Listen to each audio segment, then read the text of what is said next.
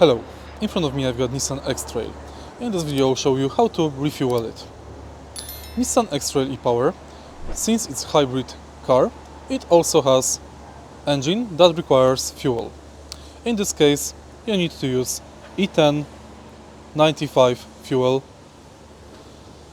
The fuel in this car is not used to power up wheels, but to start fuel engine that will regenerate battery that drives the wheels.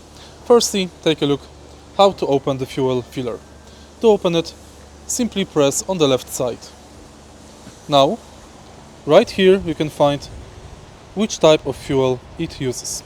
Unleaded Super 95 octane.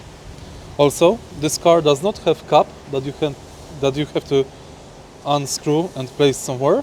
It simply has lock. Now, to refuel it, make sure that you've got correct pistol. Place it in like this and simply refuel.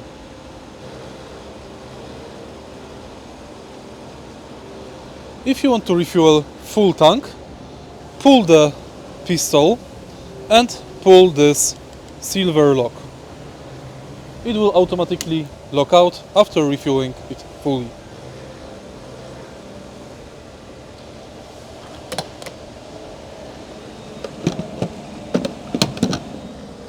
And that's basically it. If you found this video helpful, please leave a like, comment and subscribe.